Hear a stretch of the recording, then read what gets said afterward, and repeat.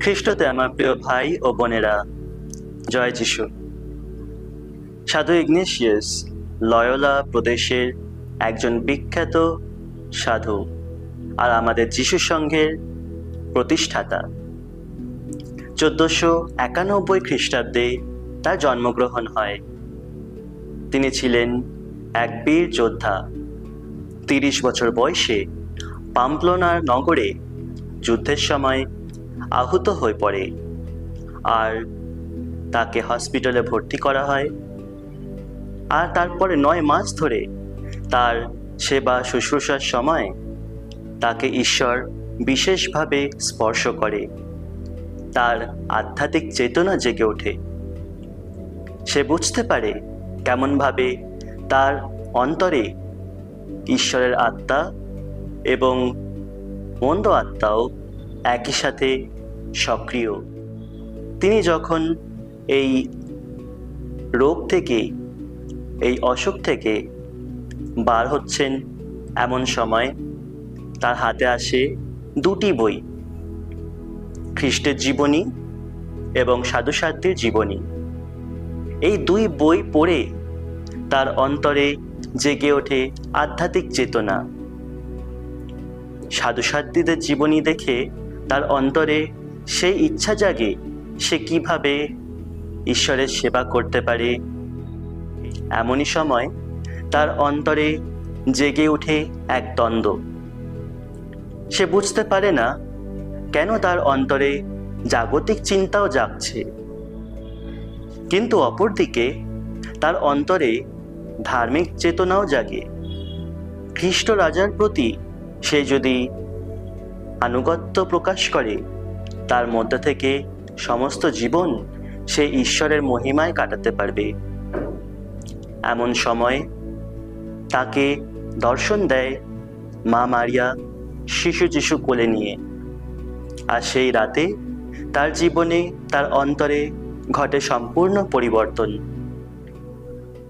Loyola সাধু Ignatius তখন তার আত্মকথায় উল্লেখ করে যে তার অন্তর থেকে সমস্ত গ্লানি, সমস্ত মন্দ সবকিছু মুছে যায় আর তার অন্তর হয়ে ওঠে স্বচ্ছ। আর তাই সে সিদ্ধান্ত নেয় সে জেরুসালেমে যাবে আর সমস্ত জীবন সে ব্যয় করবে ঈশ্বরের সেবায়। এমনকি খ্রিস্ট শহীদ হয়ে সে তার জীবন জেরুসালেমেই বিসর্জন দেবে। কিন্তু ঈশ্বরের ইচ্ছা অন্য কিছুই ছিল। সে যখন পরিবার ঘর ত্যাগ করে বেরিয়ে পড়ে রাস্তায়, তখন সে প্রথমেই যায় মন্টসেরাট, একটি পাহাড়ে যেখানে মা মারিয়ার একটি তীর্থস্থান ছিল। সমস্ত রাত সে অর্পণ করে তার যা কিছু আছে, অস্ত্র শস্ত্র, তার রাজকীয় পোশাক, সব কিছু। আর মা মারিয়ার কাছে একটি ব্রত নেয় যে সে যেন তার পুত্রের জন্য তার জীবন বিসর্জন দিতে সার্থক হয়ে ওঠে। এমন সময় সে বেরিয়ে পড়ে জেরুসালেমে রওনা হওয়ার জন্য। আর সে দেখে যে মানুষদের সেবা করাই তার জীবনের আহ্বান। আর সেই মানুষরা তার আশেপাশে সব জায়গায় আছে। আর তাই সে যেখানেই যেত মানুষদের সঙ্গে আধ্যাত্মিক ব্যাপারে কথোপকথন করত। কথাবার্তার মাধ্যমে মানুষদেরকে ঈশ্বরের বিষয়ে তাদের ধর্মচেতনা দেওয়ার চেষ্টা করত। আর এই সময় সাধু ইগনেশিয়াস একটি দরিদ্র ভিখারির মতো হয়ে জীবন কাটাতো। ভিক্ষে করে সে খাওয়া খেত আর নিজে যা ভিক্ষে করত, অন্য অসহায় মানুষদের সেই ভিক্ষের সেই পয়সা কড়ি দিয়ে সাহায্যও করত।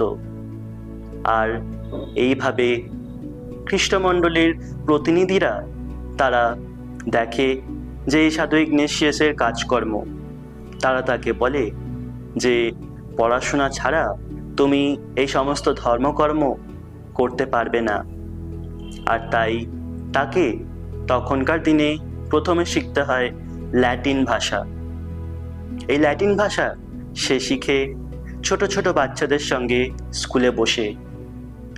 আর সেই সময় ছাত্ররা তাকে বিরক্ত করত, উপহাস করত, আর সে সমস্ত কিছু বিনম্রতার সঙ্গে মাথা পেতে নিত। আর তাই সে সফলতা লাভ করে, আর এরপরে চলে যায় ফ্রান্সের দিকে। সেখানে উচ্চতর শিক্ষা লাভ করে বিশেষ বন্ধুত্ব লাভ করে, যেমন পিটার ফাভরে আর ফ্রান্সিস জেভিয়ার, যাকে আমরা সাধু ফ্রান্সিস জেভিয়ার বলে জানি। আর এইভাবে তাদের এই পড়াশোনার সময় থেকে আরম্ভ হয় বন্ধুত্ব। আর সাধু ইগনেশিয়াস তাদের কাছে বিশেষভাবে এই আধ্যাত্মিক সাধনার পথ তাদেরকে দেখিয়ে দেয়, যে তাদের জীবনেও ঈশ্বরের কোনো উদ্দেশ্য রয়েছে, কোনো আহ্বান আছে। মানরিসায় একটি গুহায় যখন সে প্রায়শ্চিত্ত, ত্যাগ শিকার, কৃচ্ছ সাধনের মধ্যে জীবন কাটাতো, তখন তাকে বিশেষভাবে মন্দ আত্মারাও বিরক্ত করত, কিন্তু একই সাথে ঈশ্বরের বিশেষ আশীর্বাদে সেই নিগূঢ় তত্ত্বগুলি জানতে পারে। ঈশ্বর তার অন্তরে প্রকাশ করে তার দৈব সত্য, পরম সত্য, আর সে ত্রিব্যক্তি পরমেশ্বরের বিশেষ দর্শন পায়, দেখতে পায় কিভাবে ঈশ্বরের আশীর্বাদ আর অনুগ্রহ খ্রিস্ট প্রসাদ দ্বারা এই সংসারে অবতরিত হয়। প্রত্যেক মানুষের অন্তরে নেমে আসে ঈশ্বরের সমস্ত আশীর্বাদ। আর তাই তার এই অভিজ্ঞতাগুলি, তার এই সমস্ত ধর্মতাত্ত্বিক জ্ঞানগুলি সে বিশেষভাবে লিখে রাখে তার আধ্যাত্মিক সাধনার বইতে, যাকে আমরা ইংরেজিতে বলি দ্য স্পিরিচুয়াল এক্সারসাইজেস। এই স্পিরিচুয়াল এক্সারসাইজেস বা আধ্যাত্মিক সাধনা সে 4টি সপ্তাহের মধ্যে বিভক্ত করে। প্রথম সপ্তাহ বলা হয় পার্গেটিভ স্টেজ, অর্থাৎ অন্তরের শোধনকারী স্তর। এই সময় মানুষ বা সেই রিট্রিটেন্ট সে তার নিজের অন্তরের ভেতরে ঝেঁকে দেখে। সে বুঝতে পারে তার পাপময় সত্তা, তার দুর্বলতা, তার অন্তরের ভগ্নচূর্ণ অবস্থা, কিন্তু একই সাথে সে আবার অনুভব করে থাকে ঈশ্বরের করুণা। ঈশ্বরের করুণা যা তাকে জীবিত রেখেছে। ভালোবাসা অর্পণ করে যীশুখ্রিস্ট তার জন্য জীবন দিয়ে তাকে জীবিত রেখেছে। আর সেই ভালোবাসার ভিত্তিতে সেই প্রথম সপ্তাহ পরে শুরু হয় দ্বিতীয় সপ্তাহ, যাকে বলা হয় ইলিউমিনেটিভ স্টেজ। এই দ্বিতীয় সপ্তাহ থেকে সাধু ইগনেশিয়াস বলে বিশেষ করে ধ্যান করতে ত্রিব্যক্তি পরমেশ্বর কেমনভাবে মানব পরিত্রাণের জন্য সিদ্ধান্ত নেয় যে পুত্র ঈশ্বরকে মানব দেহ ধারণ করতে হবে, মানুষ হয়ে জন্মগ্রহণ করতে হবে, আর মানব পরিত্রাণ সম্পন্ন করতে হবে। এইভাবে তাকে বলা হয় ধ্যান করতে যিশুর জন্মগ্রহণের কথা, আর কেমনভাবে ঈশ্বর মা মারিয়াকে বেছে নেয় তার মা রূপে। আর এইভাবে জন্মগ্রহণ হয় আমাদের পরিত্রাতা এই সংসারে। এরপর মানুষ সেই রিট্রিটেন্ট ধ্যান করে যিশুর মিনিস্ট্রির সময়টা, যখন যিশু বেড়ে ওঠার পরে দীক্ষাস্নাত হয় এবং ঐশ্বরাজ্য প্রচার কর্মে বেরিয়ে পড়ে, আর বিভিন্ন অলৌকিক কার্য দ্বারা, মঙ্গল সমাচার প্রচারের দ্বারা যীশুখ্রিস্ট এই পৃথিবীতে ঐশ্বরাজ্য স্থাপন করে। তারপরে শুরু হয় সেই ইউনিটিভ সপ্তাহ বা সেই ঐক্যের আমাদের সময়। তৃতীয় সপ্তাহ থেকে আমরা ধ্যান করে থাকি যীশুখ্রিস্টের যাতনার কথা। যীশুখ্রিস্টের যাতনায় বিশেষভাবে যেমন যীশু বলেছিলেন শিষ্যদের, তোমরা জেগে থাকো এবং আমার এই যন্ত্রণার সময় সহভাগী হও। আর এই যাতনার পর, ক্রুশ মৃত্যুর পর বিশেষভাবে আমরা প্রবেশ করি সেই পরিত্রাণের সময়, পুনরুত্থান, চতুর্থ সপ্তাহ। আর এই চতুর্থ সপ্তাহের মধ্যে আমরা ওই সমস্ত পুনরুত্থান মুহূর্তগুলি আমরা ধ্যান করে থাকি। সাধু ইগনেশিয়াস বিশেষভাবে ধ্যান করতে বলে সেই পুনরুত্থানের রাত, যখন যিশু সর্বপ্রথমে মা মারিয়াকে দর্শন দেয়, তারপরে মেরি ম্যাগডালিন, আর তারপরে অন্য সব শিষ্যরা, আর তারপরে স্বর্গারোহণ। এই স্পিরিচুয়াল এক্সারসাইজেস বা আধ্যাত্মিক সাধনায় আমরা বিশেষভাবে দেখি সাধু ইগনেশিয়াস আমাদেরকে ধ্যান করতে বলে খ্রিস্ট রাজার আহ্বানের ওপরে। এই সময় তিনি বিশেষভাবে বলে যে ধ্যান করতে কেমনভাবে শয়তানের অধিপতি লুসিফার মানুষদেরকে বিপথে চালাবার জন্য, পাপে নিয়ে যাওয়ার জন্য অনেক অনেক শয়তানদেরকে প্রেরণ করে, আর তারা প্রলোভনের মাধ্যমে, জাগতিক ভোগবিলাসিতার মাধ্যমে, মানুষের দুর্বলতার মাধ্যমে, অহংকারের মাধ্যমে মানুষের পতন ঘটিয়ে থাকে, তাদের আত্মাকে ঈশ্বরের কাছ থেকে সরিয়ে ফেলে দূরে। কিন্তু অন্যদিকে খ্রিস্ট রাজা, সেও আহ্বান করে প্রত্যেক মানুষকে।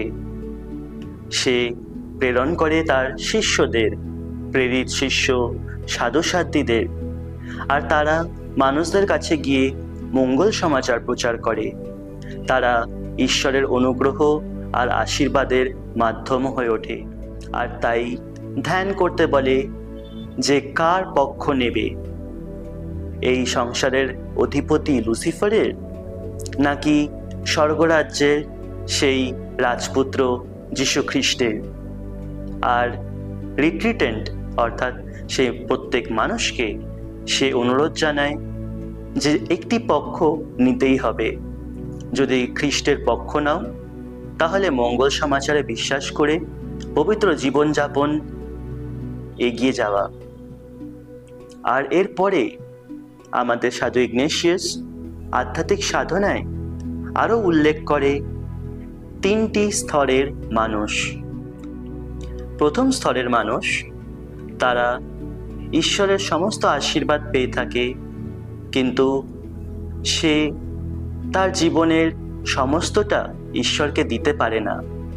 তার ধন সম্পত্তি বা তার ঈশ্বরের পাওয়া উপহারেরগুলির প্রতি বিশেষ আসক্তি এবং আকর্ষণ থেকে যায়, যার ফলে সে ঈশ্বরকে তার সম্পূর্ণটা অর্পণ করতে পারে না। আবার দ্বিতীয় স্তরের মানুষ হয় যারা ঈশ্বরের সঙ্গে একটি ডিল করে বসে। তুমি আমাকে এতটা দিয়েছ, আমি তোমাকে তার কিছুটা অংশ দেব, সম্পূর্ণটা দিতে পারবো না। আর তুমি যদি আমাকে বিশেষ করে এই বিশেষ আশীর্বাদটা দাও, তাহলে আমি তোমাকে বিশেষভাবে সেবা করব। এইটাও সম্পূর্ণ সেবা হতে পারে না।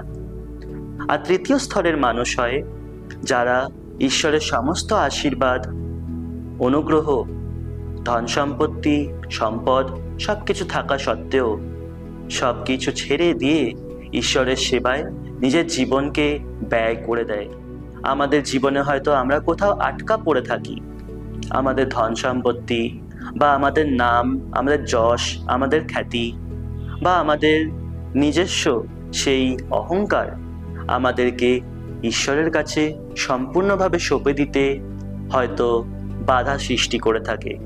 তাই সাধু ইগনেশিয়াস বলে যে বিশেষভাবে এই তিনটি স্তরের মানুষের জীবনের ওপর ধ্যান করতে এবং বিবেচনা করে দেখতে যে কেমনভাবে তুমি কোন স্তরে উপস্থিত, আর কেমনভাবে সেই তৃতীয় স্তরের মানুষের দিকে তুমি এগিয়ে যেতে পারো। এরপরে সাধু ইগনেশিয়াস আমাদেরকে উদাহরণ দিয়ে বলেন যে 3 ধরনের নম্রতার স্তর আছে। প্রথমটি, সেটি হচ্ছে খুবই স্বল্প নম্রতা।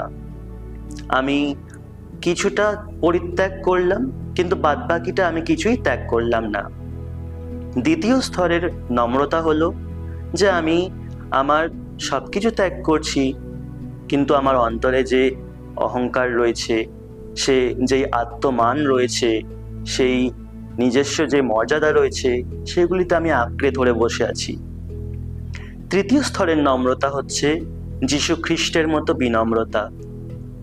আমার সব কিছু পরিত্যাগ করে দেওয়া, নাম, যশ, খ্যাতি, অহংকার, আত্মমর্যাদা, সমস্ত কিছু।